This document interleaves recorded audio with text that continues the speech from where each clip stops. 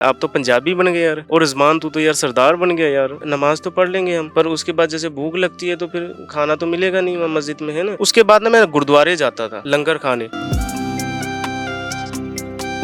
हर आधे घंटे बाद एक सिगरेट की लत बहुत लग चुकी थी मेरे को। दिन में मतलब 6-7 डब्बी। ये भी नहीं कि ओरिजिनल वाली 50 रुपए की एक डब्बी मिलती है वो वाली, इस तरीके से और ज्यादा पीना होता था क्योंकि सस्ती मिलती है। तो 6-7 डब्बी मैं सिगरेट की पीता था, दारू वगैरह पीता था। मैं जिस दिन पूरा प्रॉपर सीख जाऊंगा उस दिन मैं अपने आप को प्रॉपर सिंह सजा लूंगा। अच्छा, अमृत भी छकना तुसी ने? अमृत भी सकना है मेरे को, अमृत सकना है, सिंह सजना है। महाराज की कृपा है, महाराज चाहेंगे तो जरूर जल्दी कोशिश होगी कि अमृत सके हम। पठानी कुर्ता पजामा पहन के क्यों आए हो, टोपी लगा के क्यों आए हो, आप मुसलमान हो, आप नहीं आ सकते। किसी ने कुछ नहीं रोका, दिल खुश हो गया। उस दिन से मैं पिघल गया। मेरी अंदर की जो आत्मा है ना वो मतलब खींचती चली गई उधर गुरुद्वारे की तरफ।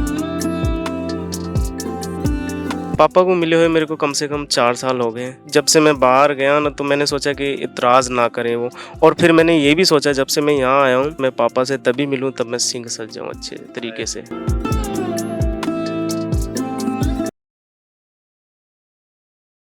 वाहिगुरु जी का खालसा, वाहिगुरु जी की फतेह। RMB टेलीविज़न देख रहे हो, मैं संसारदीप ਸਿੰਘ ਹਾਂ। ਧਰਮ ਮਜ਼ਹਬ ਵੈਸੇ ਤਾਂ ਸਾਰੇ ਹੀ ਸਤਿਕਾਰਯੋਗ ਨੇ। ਸਾਰੇ ਹੀ ਧਰਮ, ਸਾਰੇ ਹੀ ਮਜ਼ਹਬ ਇੱਕ ਵਿਅਕਤੀ ਨੂੰ ਇਨਸਾਨੀਅਤ ਦਾ ਇੱਕ ਵੱਡਾ ਪਾਠ ਪੜ੍ਹਾਉਂਦੇ ਨੇ। ਪਰ ਅੱਜ ਦੇ ਅਗਾਂਹ ਵਧੂ ਇਸ ਯੁੱਗ ਦੇ ਵਿੱਚ ਕਾਫੀ ਨੌਜਵਾਨ, ਕਾਫੀ ਵਿਅਕਤੀ ਇਸ ਤਰ੍ਹਾਂ ਦੇ ਹੁੰਦੇ ਨੇ ਜਿਹੜੇ ਦੂਜੇ ਧਰਮਾਂ ਤੋਂ ਪ੍ਰਭਾਵਿਤ ਹੋ ਕੇ ਉਹਨਾਂ ਦੀਆਂ ਦਿੱਤੀਆਂ ਸਿੱਖਿਆਵਾਂ ਦੇ ਉੱਪਰ ਚੱਲਣ ਦੀ ਕੋਸ਼ਿਸ਼ ਕਰਦੇ ਨੇ। ਇੱਕ ਤਸਵੀਰ ਤੁਹਾਨੂੰ ਅਗਲੀ ਦਿਖਾਉਣ ਲੱਗੇ ਹਾਂ। ਦਸਤਾਰਧਾਰੀ ਇਹ ਦਾੜਾ ਪ੍ਰਕਾਸ਼ ਕੀਤਾ ਹੋਇਆ ਇਹ ਨੌਜਵਾਨ ਮੇਰੇ ਨਾਲ ਜੋ ਬੈਠਾ ਹੈ, ਇਸ ਦਾ ਜਨਮ ਇੱਕ ਮੁਸਲਿਮ ਪਰਿਵਾਰ ਦੇ ਵਿੱਚ ਹੁੰਦਾ ਹੈ। ਘਰ ਦੇ ਨਾਮ ਰੱਖਦੇ ਨੇ ਰਿਜ਼ਵਾਨ ਸੈਫੀ। ਇੱਕ ਮੁਸਲਿਮ ਪਰਿਵਾਰ ਦੇ ਵਿੱਚ ਜੰਮਿਆ ਹੋਣ ਤੋਂ ਬਾਅਦ ਇਹ ਨੌਜਵਾਨ ਕਿੱਦਾਂ ਸਿੱਖੀ ਦੇ ਵੱਲ ਆਕਰਸ਼ਿਤ ਹੁੰਦਾ ਹੈ ਤੇ ਕਿਵੇਂ ਇਸ ਦੀ ਜ਼ਿੰਦਗੀ ਬਦਲਦੀ ਆ, ਰਿਜ਼ਵਾਨ ਦੇ ਨਾਲ ਗੱਲਬਾਤ ਕਰਕੇ ਜਾਣਾਂਗੇ। ਰਿਜ਼ਵਾਨ, ਵਾਹਿਗੁਰੂ ਜੀ ਕਾ ਖਾਲਸਾ, ਵਾਹਿਗੁਰੂ ਜੀ ਕੀ ਫਤਿਹ। वाहेगुरु जी का खालसा, वाहेगुरु जी की फतेह। ठीक ठाक हो? हाँ जी, चढ़ती कला और महाराज की कृपा है जी। रिजवान ਕਿਹੜੀ ਜਗ੍ਹਾ ਤੋਂ ਤੁਸੀਂ ਵੈਸੇ? मैं ज़िला बिजनौर यूपी से हूँ अच्छा और मैं एक मुस्लिम परिवार से हूँ। अच्छा हाँ जी, और मैं अभी मोर्चे में हूँ मोहाली, कौमी इंसाफ मोर्चा। अच्छा। हाँ जी, ਤੇ ਰਿਜ਼ਵਾਨ ਮੈਂ ਪੰਜਾਬੀ ਚ ਬੋਲਾਂ, ਕੰਫਰਟੇਬਲ ਹੋ कोई ਤੁਸੀਂ? दिक्कत नहीं, मैंने पूरी पंजाबी समझ में आती है पर मैं बोल नहीं पाता। बस सीख रहा हूँ, धीरे धीरे हौली हौली सीख रहा हूँ। ठीक है। ਤੇ ਰਿਜ਼ਵਾਨ ਮੁਸਲਿਮ ਪਰਿਵਾਰ ਦੇ ਵਿੱਚ हाँ जी, ਜਨਮ ਹੁੰਦਾ ਹੈ, ਮਾਂ-ਬਾਪ ਪਿਆਰ ਨਾਲ ਆਪਣੇ ਲਾਡਲੇ ਦਾ ਨਾਮ ਰੱਖਦੇ ਨੇ ਰਿਜ਼ਵਾਨ। हाँ जी। ਉਹ ਕਿਵੇਂ ਦਾ ਸੀ? ਉਹ ਜ਼ਿੰਦਗੀ ਕਿਵੇਂ ਦੀ ਸੀ? वो ज़िंदगी भी बढ़िया थी, पर हर धर्म के अंदर ना फ़र्क होता है और बहुत फ़र्क होता है ना। ज़िंदगी वो भी बढ़िया थी, ये भी बढ़िया है, पर यहाँ पर आ गया हूँ, यहाँ पर आया हूँ तो ऐसा लगता है कि उससे बेहतर है। अच्छा। वहाँ था तो सबसे बेहतर लगता था, यहाँ पर लगता है कि उससे बेहतर है और सबसे बेहतर है, ऐसा लगता है। ठीक है जी, बस जो समय पे काम आ जाए, जो समय पे मिल जाए वो बेहतर है। ठीक है, तो वो उसी तरीके से अब जैसे कि इन भूखे को खाने की ज़रूरत होती है, जब खाना मिलता है तो उससे बड़ी बात कोई नहीं होती है ना। भूखे को अगर खाना मिल जाए तो उससे बड़ी बात कोई नहीं है और उससे बड़ा भगवान कोई नहीं है। ठीक है, बस वही बात है। ਤੇ ਰਿਜ਼ਵਾਨ, ਸਿੱਖੀ ਦੇ ਵਿੱਚ ਤੁਸੀਂ ਅੱਜ ਸਿਰ ਤੇ ਸੋਹਣੀ ਦਸਤਾਰ ਸਜਾਈ ਆ, ਦਾੜਾ ਪ੍ਰਕਾਸ਼ ਜਿਹੜਾ ਕੀਤਾ। ਮੈਂ ਜਦੋਂ ਆਪਾਂ ਆਫ ਦਾ ਰਿਕਾਰਡ ਵੀ ਮਿਲਦੇ ਆ ਤਾਂ ਤੁਸੀਂ ਹਰ ਵਕਤ ਲੰਗਰਾਂ ਦੇ ਵਿੱਚ ਜਾਂ ਇਸ ਤਰ੍ਹਾਂ ਸੇਵਾ ਕਰਦੇ ਹੋ। ਇਹ ਝਿਣਕ ਕਿੱਥੋਂ ਲੱਗਦੀ ਆ? ਪਰਿਵਾਰ ਦੇ ਵਿੱਚ ਕੋਈ ਸੀ ਜਿਨ੍ਹਾਂ ਨੇ ਗੁਰੂ ਘਰ ਬਾਰੇ ਦੱਸਿਆ, ਜਿਨ੍ਹਾਂ ਨੇ ਸਿੱਖ ਇਤਿਹਾਸ ਤੁਹਾਨੂੰ ਦੱਸਿਆ? देखो, मेरा परिवार एक सबसे पहले तो हम लोग ना गरीब हैं, मतलब इतना बड़ा परिवार नहीं है, छोटी फैमिली कह सकते हैं। छोटी फैमिली है और इतने पढ़े लिखे भी नहीं, इतने समझदार भी नहीं है कि जो इस चीज़ को समझ सके, है नहीं। तो मैं एक घर में सबसे बड़ा हूँ, बहन भाई में सबसे बड़ा हूँ और समझदार भी मैं ही था अपने पूरे घर में, मैं ही हूँ समझदार। क्योंकि पापा, आपको मैंने बताया, पापा मेरे विकलांग हैं। ठीक है, और मैं ही समझदार था, मैं ही उनका सहारा था, एक मैं ही सहारा हूँ। तो ये चीज़ जो मैं कर रहा हूँ अब, ये मैंने खुद से ही सीखी है। और दुनिया की जो परेशानी होती है, दुनिया की ये सारी चीज़ें होती है ना, वो हमें सिखा देती है, समय सिखा देता है हमें ठीक है, समय पता नहीं कहाँ से कहाँ हमको ले आता है, हम कोई नहीं पता। आज यहाँ पर हैं, कल पता नहीं कहाँ होंगे। आज कुछ है तो कल क्या होगा या नहीं होगा कुछ। ठीक है, उसी तरीके से जब मैं गरीबी हालत में गुजर रहा था, मैं काम को आज अपना करता था, जब भी मेरे पास पैसे या फिर खाना या कुछ भी चीज़ नहीं होती थी, गुस्सा, लड़ाई झगड़े, दुनियादारी की टेंशन, मस्जिद में भी नमाज़ पढ़ने जाते थे, वहाँ भी शांति मिलती थी, अच्छा लगता था, है ना। पर नमाज तो पढ़ लेंगे हम, पर उसके बाद जैसे भूख लगती है तो फिर खाना तो मिलेगा नहीं वहाँ मस्जिद में, है ना। ਅੱਛਾ ਮਸਜਿਦ ਦੇ ਵਿੱਚ ਕਿਉਂਕਿ ਸਾਨੂੰ ਨਹੀਂ ਇਸ ਗੱਲ ਦਾ ਪਤਾ ਹਨਾ ਗੁਰੂ ਘਰਾਂ ਦੇ ਵਿੱਚ ਜਿਵੇਂ ਲੰਗਰ ਪ੍ਰਸ਼ਾਦੇ ਹਰ ਵਕਤ ਜਿਹੜਾ 24 ਘੰਟੇ ਚੱਲਦਾ ਰਹਿੰਦਾ ਮਸਜਿਦ ਦੇ ਵਿੱਚ ਇਸ ਤਰ੍ਹਾਂ ਨਹੀਂ ਹੁੰਦਾ ਕੁਝ अब मस्जिद के अंदर नहीं होता है इस तरीके का कुछ भी, खाने पीने का कुछ नहीं, सिर्फ नमाज पढ़ सकते हैं। हाँ, मस्जिद के अंदर तब होता है, साल में एक महीना आता है, आप सभी को पता है, रमज़ान अफ्तार का। हर रोज़ ऐसे कोई लंगर नहीं चलता है ना। तो जब भी अपना भूख लगती थी तो आप सजदा तो कर लेते थे, पर भूख लगती थी उसके लिए क्या करते थे, उसके बाद ना मैं गुरुद्वारे जाता था लंगर खाने, ਯੂਪੀ ਚ लंगर सकने। अपना जहाँ पर रहता था मैं, यूपी अपने यहाँ कम रहता था मैं, कहाँ जहाँ काम करता था, जैसे दिल्ली में काम कर रहा, छत्तीसगढ़ में रहा वहाँ पर 9 साल वहाँ पर। तो जब भूख लगती थी मैं गुरुद्वारे जाता था। गुरुद्वारे जब जाता था तो फिर मैं, मेरे दिमाग में आती थी कि यार मैं अपने अल्लाह के आगे तो सजदा करके आ गया हूँ, अपने खुदा के आगे, यार क्यों ना यहाँ भी सजदा कर लूँ, यहाँ भी ऐसे ही सजदा करना है, जैसे नमाज़ पढ़ते हैं ऐसे ही इधर भी सजदा करें। ऐसे ही धीरे धीरे करते करते ना, जब वहाँ भी मन को शांति मिली, वहाँ सबसे ज़्यादा, जैसे बानी वगैरह सुनते थे, बाकी मेरे को पंजाबी नहीं आती, मैं समझ नहीं सकता बानी को कि बोल कैसे कैसे, बाकी सुनने में बड़ा आनंद आता था, बड़ी शांति मिलती, सुकून मिलता था। तो वो चीज़ें, जैसे मस्जिद में जाते हैं तो मस्जिद में भी सुकून मिलता है, तो ऐसे ही ना गुरुद्वारे में भी सुकून मिलता था, बहुत अच्छा। ऐसे ही मेरा मन धीरे धीरे चेंज होता रहा, लंगर पानी सेवा, फिर धीरे धीरे सेवा करने के ਅੱਛਾ लिए। ਫਿਰ ਜਦੋਂ ਲੰਗਰ ਪ੍ਰਸ਼ਾਦਾ ਛਕਿਆ ਤੁਸੀਂ ਨੇ ਹਨਾ ਛਕਿਆ ਤੇ ਫਿਰ ਸੇਵਾ ਵੀ ਕਰਦੇ ਸੀ ਉੱਥੇ ਲੰਗਰ ਦੇ ਵਿੱਚ ਜਾਂ ਹੋਰ ਜੋੜਿਆਂ ਦੀ ਸੇਵਾ ਗੁਰੂ ਘਰਾਂ ਦੇ ਵਿੱਚ ਹੁੰਦੀ ਉਹ ਕਰਦੇ ਸੀ बिल्कुल करता था। जैसे बंगला साहिब गुरुद्वारे में मैं कितनी बार गया, बहुत बार, वहाँ पर मेरे जान पहचान के लोग भी हैं दिल्ली में। बंगला साहिब गुरुद्वारे में सबसे ज़्यादा गुरुद्वारे में जो जाना हुआ मेरा, बंगला साहिब और सीसगंज दिल्ली, जो एक लाल किले के पास है, चांदनी चौक में, एक पटेल चौक पे है। ਪਟੇਲ ਚੌਂਕ ਤੇ ਹਾਂਜੀ हाँ, वहाँ पर मैं अपना सेवा करता था जाके, धीरे धीरे बस वही जान पहचान भी हुई, वहाँ पर लोग जानते भी हैं।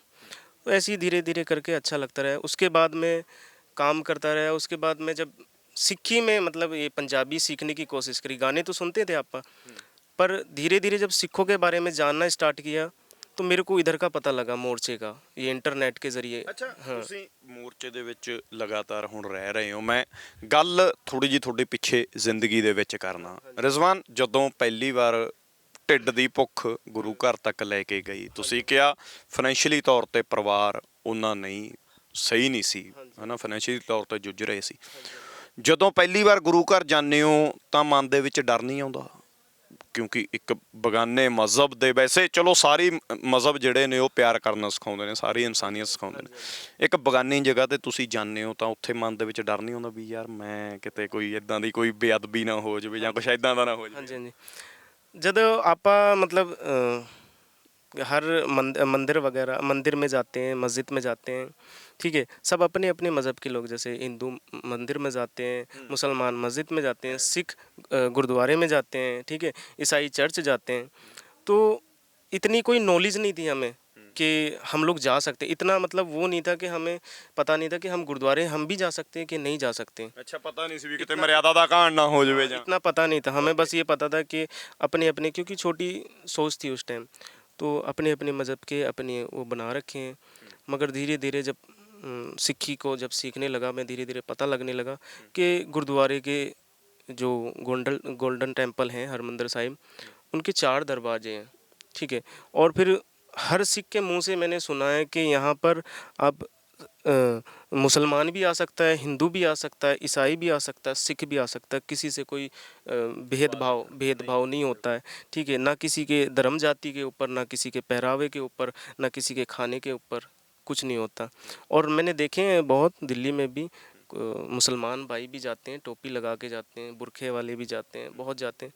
तो मैंने भी एक बार सोचा था कि मैं कोशिश करूँगा कि मैं भी टोपी लगा के जाऊँ। मैं एक बार गया था गुरुद्वारे, तो जो सरदार जी मेरे को जानते थे उन्होंने बोला आज कैसे चेंज कर लिया, मैंने कहा, मैंने ऐसे ही मेरे मन में आया, क्योंकि मैं अंदर से खुशियाँ का मेरा मतलब भरा हुआ था कि मेरे को खुशी हो रही थी। बोले कोई बात नहीं, जैसे आपकी इच्छा। तो मुझे ना तो किसी ने रोका कि टोपी लगा के क्यों आए हो, ना मुझे किसी ने रोका कि आप कुर्ता पजामा पहन के क्यों आए हो, आप हाँ पठानी कुर्ता पजामा पहन के क्यों आए हो, टोपी लगा के क्यों आए हो, है ना, आप मुसलमान हो, आप नहीं आ सकते। किसी ने कुछ नहीं रोका, दिल खुश हो गया। उस दिन से मैं पिघल गया। मेरी अंदर की जो आत्मा है ना, वो मतलब खींचती चली गई उधर गुरुद्वारे की तरफ। बस ਤੇ ਜਦੋਂ ਪਰਿਵਾਰ ਨੂੰ ਪਤਾ ਲੱਗਦਾ ਘਰ ਦੇ ਵਿੱਚ ਫਾਦਰ ਸਾਹਿਬ ਨੇ, ਹੋਰ ਪਰਿਵਾਰਕ ਮੈਂਬਰ ਨੇ, ਤੁਹਾਡੀਆਂ ਭੈਣਾਂ ਹੋਣਗੀਆਂ, ਤੁਹਾਡੇ ਭਰਾ ਹੋਣਗੇ, ਉਹਨਾਂ ਨੂੰ ਪਤਾ ਲੱਗਦਾ ਕਿ ਰਜ਼ਵਾਨ ਜਿਹੜਾ ਹੈ ਗੁਰੂ ਘਰ ਜਾ ਕੇ ਆਇਆ, ਹਾਂਜੀ ਹਾਂਜੀ ਫਸਟ ਇੰਪ੍ਰੈਸ਼ਨ, बिल्कुल। ਪਹਿਲਾ ਸਵਾਲ ਉਹਨਾਂ ਦਾ ਕੀ ਹੁੰਦਾ? मेरे जो मम्मी पापा हैं उनको सबको पता है, ठीक है। मेरे बहन भाई हैं, उनको सबको पता है। मेरे बहन भाई से बातचीत होती रहती है, उनको बताता रहता हूँ कि मैं ये सीख रहा हूँ, मैं ये कर रहा हूँ, है ना, और मैं दस्तार बांध रहा हूँ। वो देखते भी हैं, सुनते भी हैं बहुत सारी चीज़ें। तो उनका यही जवाब आता है सबसे स्टार्टिंग में। तो देखो, हर कोई बोलता है कि ऐसा क्यों कर रहा है। ਸਟਾਰਟਿੰਗ ਤੋਂ हाँ, सबका रिएक्शन यही होता है, चाहे वो कोई भी धर्म का हो।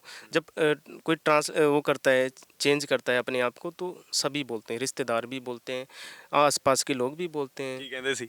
कि ऐसा ना करो, ये आप जो कर रहे हो गलत है। ਅੱਛਾ। हाँ, मतलब कि अपनों को बुलाना गलत है, गलत काम नहीं है ये। बस अपनों को बुलाना हाँ, अपने से दूर हो जाना, है ना, अपने खुदा से दूर हो जाना। मैंने उनको एक ही बात सुनाई कि राम रहीम और अल्लाह भगवान सब एक है, ठीक है।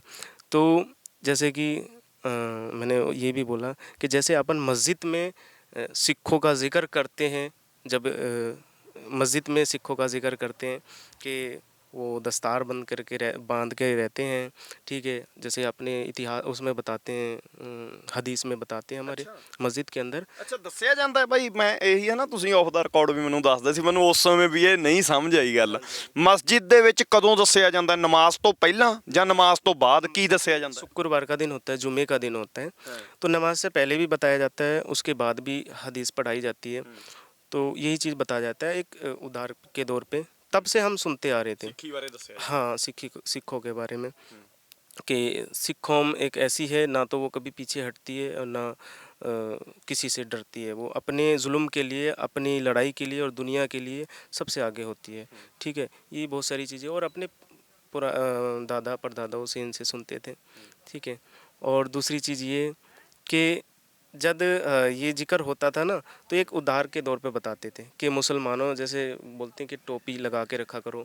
देखो सरदार जी कैसे हरदम पगड़ी बांध के रखते हैं 24 घंटे। अच्छा। तो इस तरीके से वो बताया जाता था। अच्छा। तो तब से ये चीज़ें सीखने को मिली और समझ में आया कि हाँ, सरदार जी ਵੀ ਹੈ ਕੁਝ। हाँ जी, हाँ जी। ਅੱਛਾ, ਤੇ ਉਸ ਤੋਂ ਬਾਅਦ ਤੁਸੀਂ ਪਹਿਲਾਂ ਦੱਸਿਆ ਸੀ ਕਿ ਤੁਸੀਂ ਕੰਮ ਅਲੱਗ-ਅਲੱਗ ਜਗ੍ਹਾ ਕਰਦੇ ਰਹੇ ਹੋ। ਤੁਸੀਂ ਹਨਾ ਛੱਤੀਸਗੜ੍ਹ ਦੇ ਵਿੱਚ ਕੰਮ ਕੀਤਾ, ਦਿੱਲੀ ਦੇ ਵਿੱਚ ਗੁਰੂ ਘਰ ਦੇ ਵਿੱਚ ਤੁਸੀਂ ਜਾਂਦੇ ਰਹੇ ਹੋ, ਤੇ ਕੰਮ ਕਿਹਦਾ ਕਰਦੇ ਸੀ, ਕੀ ਜਾਣਦੇ ਹੋ? मैं काम स्टील का काम करता था, स्टील एल्युमिनियम का। ਓਕੇ। हाँ जी, छत्तीसगढ़ के अंदर पहले मैं हरियाणा में काम सीख के फिर छत्तीसगढ़ चला गया था मैं। 2013 में मैंने वहाँ से कम 8-9 साल वहाँ छत्तीसगढ़ में लगाए हैं, और अलग-अलग ज़िले में। 5 साल एक में हैं, 3 साल एक में हैं, 2 साल एक में हैं, इस तरीके से करके। और वहाँ पर भी सब जब मैं जाता था, मेरा लुक, मेरा हुलिया, मेरा जो पहरावा, खाना पीना जो रहता था, वो एक जैसे सिख होते हैं ना सरदार, मतलब एक जट जो अपने यहाँ से हार्वेस्टर लेके जो लोग जाते थे ना, हरियाणा से, पंजाब से, हाँ, तो उस तरीके का लगते थे सब मेरे को ना। सरदार जी भी बोलते थे वैसे कभी कभी। ਅੱਛਾ, ਤੁਹਾਨੂੰ ਕਹਿ ਦਿੰਦੇ ਸੀ? हाँ, पंजाबी सरदार जी, पंजाबी बोलते थे मेरे को। ਅੱਛਾ, ਤੁਸੀਂ ਉਸ ਸਮੇਂ ਪੱਗ ਬੰਨ੍ਹਦੇ ਸੀ? मैं पटका लगाता था। ਪਟਕਾ मतलब? हाँ, जो अपना खंडा वाला पटका होता है ना, वो पटका पग तो मैंने अभी 2 साल पहले से ही बांधने स्टार्ट किया। अच्छा। हाँ जी। तो वहाँ पर जब मैं काम करता था, तब मैं पटका बांध के जाता था, तो पाजी कोई मजाक में बोल देता था, फिर वो ना वैसे ही कंटिन्यू चलने लगा। अच्छा लगने लगा, बहुत बहुत बढ़िया लगने लगा।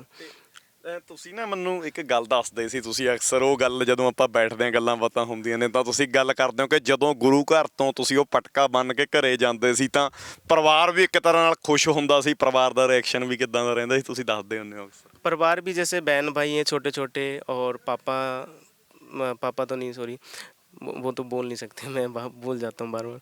मम्मी, बहन भाई और आसपास के लोग, मेरे यार दोस्त जो मेरे फ्रेंड हैं, वो मेरे को यही बोलते थे कि आप तो पंजाबी बन गए यार, और रिजवान तू तो यार सरदार बन गया यार, तू तो पंजाबी बन गया और सरदार लग रहा है बिल्कुल। मैंने कहा अच्छा यार, हाँ मेरे को बनना है यार, अच्छे लगते हैं मेरे को सरदार। अच्छा हाँ उस तरीके से। ਤੇ ਹਿਸਟਰੀ ਪੜ੍ਹੀ ਸੀ ਰਿਜ਼ਵਾਨ ਕੋਈ ਸਿੱਖ ਹਿਸਟਰੀ ਮਹਾਰਾਜਾ ਰਣਜੀਤ ਸਿੰਘ ਦਾ ਰਾਜ ਸਾਹਿਬ ਕਮਾਲ ਗੁਰੂ ਗੋਬਿੰਦ ਸਿੰਘ ਜੀ ਮਹਾਰਾਜ ਉਹਨਾਂ ਬਾਰੇ ਕੁਝ ਪੜ੍ਹਿਆ ਤੁਸੀਂ ਕਿਉਂਕਿ ਪ੍ਰਭਾਵਿਤ ਤਾਂ ਬੰਦਾ ਕਿਤੇ ਨਾ ਕਿਤੇ ਹੁੰਦਾ ਜੇ ਤੁਸੀਂ ਦਸਤਾਰ ਬੰਨਣ ਦਾ ਫੈਸਲਾ ਕਰਦੇ ਹੋ ਜਾਂ ਗੁਰੂ ਘਰ ਜਾਣ ਦਾ ਫੈਸਲਾ ਕਰਦੇ ਹੋ ਤਾਂ ਪ੍ਰਭਾਵਿਤ ਤਾਂ ਕਿਸੇ ਨਾ ਕਿਸੇ ਗੱਲ ਤੋਂ ਹੁੰਦਾ ਉਹ ਕੀ ਸੀ जैसे कि अभी आप जो बता रहे कि हिस्ट्री पढ़ी, खैर मैं इतना तो पढ़ा लिखा नहीं हूँ कि मैं इंग्लिश अच्छे से पढ़ पाऊँ, क्योंकि हिंदी में भी मैं फंस जाता हूँ कहीं कहीं। तो मेरे को जो सुनने को और जो सीखने को मिल रहा है, जो मैं सीख रहा हूँ, वो ज़्यादातर मैं मुँह ज़बानी सीख रहा हूँ। ठीक है, जैसे कि अपना किसी ने मेरे को बता दिया किसी चीज़ के बारे में, तो मैं उस तरीके से ज़्यादा सीख रहा हूँ। और अभी मेरे को यहाँ पर कंटिन्यू रहते रहते मेरे को 3 ही महीने हुए फ़िलहाल में, और बाकी मेरी कोशिश है कि मैं जब तक ना सीखूं तब तक मैं अमृत ना सकूं। मैं जिस दिन पूरा प्रॉपर सीख जाऊंगा उस दिन मैं अपने आप को प्रॉपर सिंह सजा लूँगा। ਅੱਛਾ ਅੰਮ੍ਰਿਤ ਵੀ ਛਕਣਾ ਤੁਸੀਂ ਨੇ अमृत भी सकना है मेरे को, अमृत सकना है, सिंह सजना है। महाराज की कृपा है, महाराज चाहेंगे तो ज़रूर जल्दी कोशिश होएगी कि अमृत सकें हम। ਅੱਛਾ ਪਾਪਾ ਨੂੰ ਮਿਲਿਆ ਨੂੰ ਕਿੰਨਾ ਟਾਈਮ ਹੋ ਗਿਆ ਕਿਉਂਕਿ ਝੂਠ ਤੁਹਾਨੂੰ ਬੋਲਣ ਨਹੀਂ ਦੇਣਾ ਝੂਠ ਤੁਸੀਂ ਬੋਲ ਨਹੀਂ ਸਕਦੇ ਕਿਉਂਕਿ ਸਿੱਖੀ ਦੇ ਵਿੱਚ ਤੁਹਾਨੂੰ ਪਤਾ ਹੈਗਾ ਝੂਠ ਸਭ ਤੋਂ ਵੱਡਾ ਪਾਪ ਮੰਨਿਆ ਜਾਂਦਾ ਮੈਨੂੰ ਪਤਾ ਹੈਗਾ ਇੱਕ ਵਾਰੀ ਸਾਡੇ ਦਰਸ਼ਕਾਂ ਨੂੰ ਦੱਸੋ ਪਾਪਾ ਨੂੰ ਮਿਲੇ ਨੂੰ ਕਿੰਨਾ ਟਾਈਮ ਹੋ ਗਿਆ पापा को मिले हुए मेरे को कम से कम 4 साल हो गए हैं। और बस ऐसे ही मतलब जब से मैं बाहर गया ना, तो मैंने सोचा कि इतराज़ ना करें वो। और फिर मैंने ये भी सोचा, जब से मैं यहाँ आया हूँ, मैंने ये भी सोचा है कि मैं पापा से तभी मिलूँ तब मैं सिंह सज जाऊँ अच्छे तरीके से। हाँ जी, हाँ जी, हाँ जी। जब से मैं सिक्खी में आया, क्योंकि 2 साल में कंटिन्यू बाहर था, उसके बाद अब मैं यहाँ आया ना, कम से कम तो मैं यही चाहता हूँ कि मैं जब तक सिंह ना सजूँ तब तक मैं पापा से ना मिलूँ। मैं एक बार अपने आप को चेंज करके तब मिलना चाहता हूँ। बाकी बातचीत होती रहती है उनसे, ਗੱਲ ਹੁੰਦੀ ਉਹਨਾਂ ਨਾਲ? वीडियो कॉल पे वो सिर्फ देख सकते हैं मेरे को। ਉਹਨਾਂ ਦਾ ਬੇਸ਼ੱਕ ਚਲੋ ਬੋਲ ਨਹੀਂ ਸਕਦੇ ਪਰ ਉਹਨਾਂ ਦਾ ਜਿਹੜਾ ਸਰੀਰਕ ਤੌਰ ਤੇ ਉਹਨਾਂ ਦੀ ਸਿਹਤ ਠੀਕ ਨਹੀਂ ਰਹਿੰਦੀ नहीं नहीं, वो बचपन से ਅੱਖਾਂ ਤੋਂ ਜਾਂ ਆਪਣੇ ਹਾਵ ਭਾਵ ਉਹਨਾਂ ਦੇ ਕਿਵੇਂ ਹੁੰਦੇ ਨੇ ਖੁਸ਼ ਲੱਗਦੇ ਨੇ ਜਾਂ ਫਿਰ ਥੋੜਾ ਗੁੱਸਾ ਦਿਖਾਉਂਦੇ ਨੇ ਵੀ ਤੂੰ ਆਪਣਾ ਧਰਮ ਛੱਡ ਕੇ ਇੱਧਰ ਕਿੱਧਰ ਸਿਰ ਤੇ ਦਸਤਾਰ ਸੋਹਣੀ ਸਜਾਈ ਤੈਂ ਤੇ वो खुश रहते हैं। वो मेरे पास स्क्रीनशॉट भी है वीडियो कॉल के, और वीडियो कॉल पे जब बात होती है बस वो वही बोलते हैं, मेरे को बुलाते हैं बस, हाँ जा। पर मेरा मन ये कहता है कि मैं जब तक सिंह ना सजूं अच्छे से प्रॉपर तरीके से उनके सामने, तब तक ना जाऊं मैं। ਤੇ ਫਿਰ ਰਿਜ਼ਵਾਨ ਮੋਹਾਲੀ ਮੋਰਚੇ 'ਚ ਲਗਾਤਾਰ ਤੁਸੀਂ ਇੱਥੇ ਬੈਠੇ ਹੋ ਇੱਥੇ ਆਉਣ ਦਾ ਸਬੱਬ ਕਿਵੇਂ ਬਣਦਾ ਕਿਉਂਕਿ ਬਾਹਰਲੀਆਂ ਸਟੇਟਾਂ ਦੇ ਵਿੱਚ ਬੰਦੀ ਸਿੰਘਾਂ ਦੇ ਬਾਰੇ ਇਹੀ ਪ੍ਰਸਾਰਿਆ ਜਾਂਦਾ ਕਿ ਅੱਤਵਾਦੀ ਹਿੰਦੂਆਂ ਦੇ ਕਾਤਲ ਮੁਸਲਮਾਨਾਂ ਦੇ ਕਾਤਲ ਇਸ ਤਰ੍ਹਾਂ ਦੇ ਸ਼ਬਦ ਹਨ ਦੁਖਦਾਈ ਸ਼ਬਦ ਜਿਹੜੇ ਨੇ ਵਰਤੇ ਜਾਂਦੇ ਨੇ ਫਿਰ ਮੁਸਲਿਮ ਪਰਿਵਾਰ ਦੇ ਵਿੱਚ ਜੰਮਿਆ ਮੁੰਡਾ ਉਹਨਾਂ ਦੇ ਰੀਤੀ ਰਿਵਾਜਾਂ ਅਨੁਸਾਰ ਰਿਹਾ ਮੁੰਡਾ ਫਿਰ ਇੱਥੇ ਕਿਵੇਂ ਆ ਗਿਆ यहाँ पर आने का मकसद मेरा बस यही है कि मैं जो प्रभावित होकर आया इंटरनेट के ज़रिए, जब मैं ज़्यादा टाइम तक, बहुत टाइम तक, क्योंकि अपना सोशल मीडिया पे सारी चीज़ें आती रहती हैं, हाँ ये देखता रहा न्यूज़ वगैरह, तो मेरे को समझ नहीं आया स्टार्टिंग में तो ये क्या हो रहा है, मतलब पंजाब में ऐसे लोग इधर उधर भाग रहे हैं, इधर उधर हू हा हो रहा है। तो जब ध्यान से उस चीज़ को समझा ना कि यार ये मोर्चा लग रहा है और ये सिख जो है अपने जो बंदी सिंह हैं उनको रिहा करने के लिए अपना मोर्चा लगाया है, तब मेरे को धीरे धीरे समझ में आया कि हाँ। फिर मैंने उनके बारे में देखा कि जो सिख, जो बंदी सिंह अपने जेल में हैं, बंदी सिंह हैं, तो वो किस मकसद में अंदर हैं और क्यों बाहर नहीं आ रहे हैं।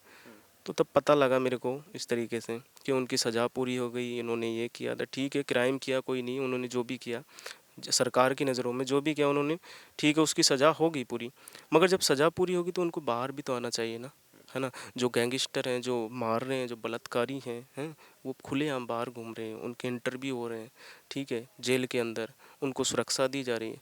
जो 30-30 40-40 साल से अंदर है, जेल के अंदर हैं, है ना, 14 साल की सज़ा है, 15 साल की सज़ा उनकी 34 साल से 28 साल से, है ना, 40 साल से अंदर है, तो उनको रिहा करना चाहिए। बस यही कहना चाहते हैं हम।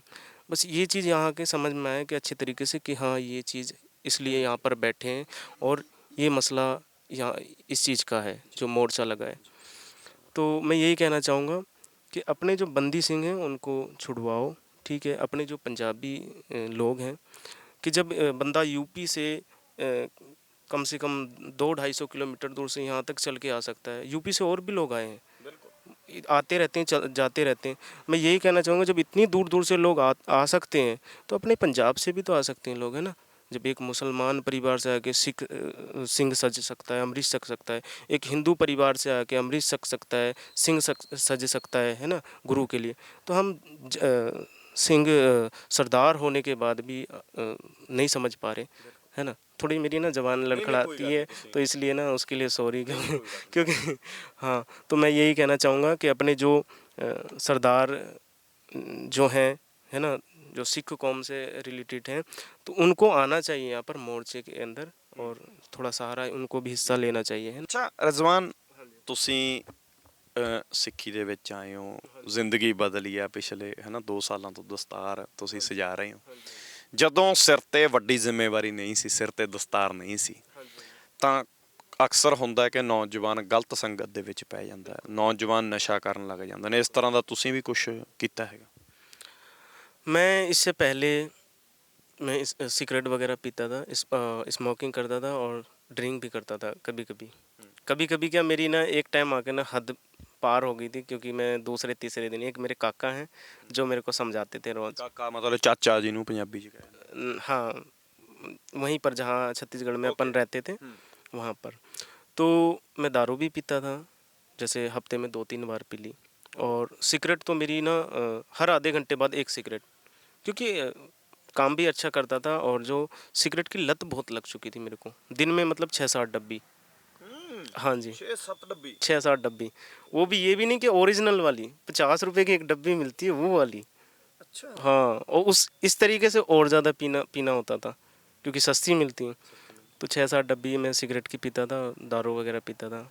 और अपना मोर्चे च कितनी देर होगी हुण ਤੁਹਾਨੂੰ लगातार? मोर्चे में मेरे को ही 3-4 महीने हो गए लगभग। हाँ जी, तब से आया हूँ मैं।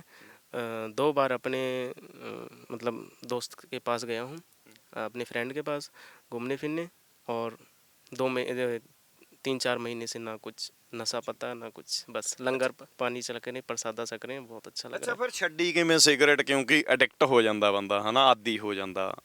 6-7 ਡੱਬੀਆਂ, ਚਲੋ दारू ਕਿਤੇ ਨਾ ਕਿਤੇ ਬੰਦਾ ਛੱਡ ਜਾਂਦਾ, ਸਿਗਰਟ ਦੀ ਤਲਬ ਜਿਹੜੀ ਆ ਬਹੁਤ ਬੁਰੀ ਤਲਬ ਹੁੰਦੀ। ਉਹ ਕਿਵੇਂ ਛੱਡੀ ਫਿਰ ਤੁਸੀਂ ਨੇ ਸਿਗਰਟ ਦੀ ਤਲਬ ਜਿਹੜੀ? वो जैसे छोड़ी मैंने, यहाँ जब मैं आया, यहाँ आने से 15 दिन पहले मेरा प्लान तो बन चुका था, 1 महीने पहले ही, कि मैं सारी चीज़ें छोड़ के आऊँ। मगर यहाँ आने से पहले ना 15 दिन पहले मैं सिगरेट और अपनी जो ड्रिंक थी वो त्याग के आया हूँ, यहाँ आने से पहले 15 दिन पहले। ठीक है, और आज 3-4 महीने हो गए, एक नाम निशान को नहीं। ठीक है, और दूसरी बात, जब मैंने ये छोड़ी तो मैंने ये सोच के छोड़ी कि मुझे पता था कि जब मैं सिंह सजूँगा और इसको नहीं छोड़ूंगा तो मैं इससे पहले सिंह नहीं सज सकता। ठीक है, ये सारी गलत जो नशे पत्ते जो जितनी भी हैं, ये सब चीज़ मेरे को छोड़नी पड़ेगी, तब मेरे को सिंह सजना पड़ेगा। उसको छोड़ने के बाद भी अब देखो, अब तक सिंह नहीं सजा मैं। उसका रीज़न ये है कि मुझे अभी और सीखना है। ज़रूरी नहीं कि मैं नशा छोड़ के एकदम अमृत सक लूँ, ऐसा नहीं, कि मुझे अभी सिक्की सीखनी है। अभी सिक्की सीखनी है मुझे, अच्छे तरीके से मेरे को विचार सीखने हैं। ठीक है, पाठ सीखने हैं, कीर्तन सीखने, बहुत सारी चीज़ें सीखनी है। ठीक है, बाणी सीखनी है। ठीक है, बाकी जो मेरे को मुँह जवानी याद आता है तो वो मैं पढ़ता रहता हूँ। और बाकी मेरे पास ये हिंदी में मेरे को एक बाबा जी ने भेंट की थी, तो इसको मैं पढ़ता रहता हूँ। ठीक है, क्योंकि मेरे को पंजाबी, हाँ, पंजाबी आती नहीं है मेरे को, और इंग्लिश भी नहीं आती इतनी, खैर बाकी हिंदी में उन्होंने मेरे को ये ला के दी थी, तो मैं इसको पढ़ता रहता हूँ। इसमें मुझे थोड़ी थोड़ी सीखने को मिलती रहती है। जैसे अपना बाणी का मतलब वो मैं पढ़ता रहता हूँ।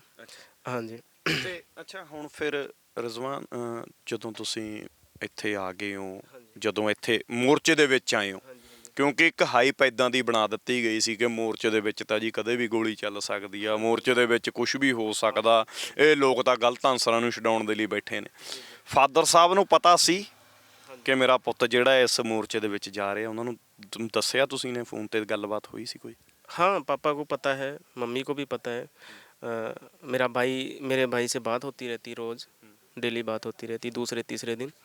उसको सारी चीज़ें पता है कि मेरा भाई कहाँ पर है, कहाँ नहीं, क्योंकि घर में सबसे बड़ा मैं इंसान हूँ और मैं ही ज़िम्मेदार इंसान हूँ। ठीक है। तो वो घर में सारी खबर देते रहते हैं। बाई चांस अगर पापा से बात ना हो तो छोटा भाई वो बता देता है घर में कि भैया वहाँ पर हैं, ऐसे है वैसे, ठीक है। उनको घर वालों को सबको पता है। बाकी जब यहाँ पर मैं मोर्चे में आया हूँ, अगर ऐसा नहीं कि मैं 2-4 दिन के लिए आया हूँ, क्योंकि मेरे को कट्टो-कट्ट मतलब 3-4 महीने हो गए और मैंने रहना है यहाँ पर। जब तक ये मोर्चा है तब तक मैं यहीं पर रहूँगा। ऐसा नहीं कि मैं यहाँ से हट जाना है, नहीं। जब तक अपने बंदी सिंह रिहा नहीं होंगे, जब तक ये मोर्चा लगा है, तब तक अपना रहना है यहीं पर, ठीक है। चाहे उस बीच में चाहे कुछ भी हो, है ना, नहीं जाना, चाहे कुछ भी हो। मैं उससे आगे नहीं बता सकता कि पंजाबी में कैसे बोलते हैं कैसे नहीं, बाकी मैं हिंदी में बता रहा हूँ।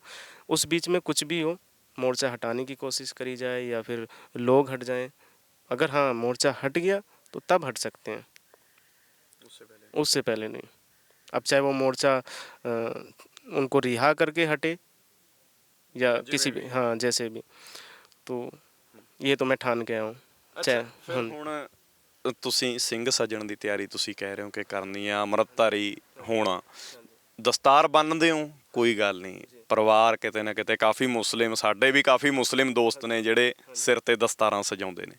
ਅੰਮ੍ਰਿਤਧਾਰੀ ਹੋਊਗੇ, ਕਿਤੇ ਪਰਿਵਾਰ ਦੀ ਵਿਰੋਧਤਾ ਤਾਂ ਨਹੀਂ ਸਾਹਮਣਾ ਕਰਨਾ ਪਊਗਾ, ਕਿਤੇ ਭੈਣ ਭਰਾ ਕਹਿਣ ਵੀ ਅਸੀਂ ਕਿੱਦਾਂ ਦੇ, ਅਸੀਂ ਆਪਣੇ ਧਰਮ ਦੇ ਪੱਕੇ, ਤੂੰ ਦਸਤਾਰ ਬੰਨ੍ਹਦਾ ਸੀ ਕੋਈ ਗੱਲ ਨਹੀਂ, ਪਰ ਹੁਣ ਅੰਮ੍ਰਿਤਧਾਰੀ ਹੋ ਗਏ, ਉਹ ਤਾਂ ਨਹੀਂ ਕਿਤੇ, ਉਹ ਤਾਂ ਨਹੀਂ ਡਰ ਮਨ 'ਚ? नहीं, ऐसी कोई दिक्कत नहीं है। बाकी प्रॉब्लम होती है हर चीज़ में, और इशू खड़ा करते हैं सब, रिश्तेदार भी बोलते हैं, घर वाले भी बोलेंगे, मुझे पता है। बोलेंगे हाँ ज़रूर बोलेंगे, चाहे वो थोड़ी बात बोलें, मगर वो बोलेंगे ज़रूर कि ऐसा क्यों किया।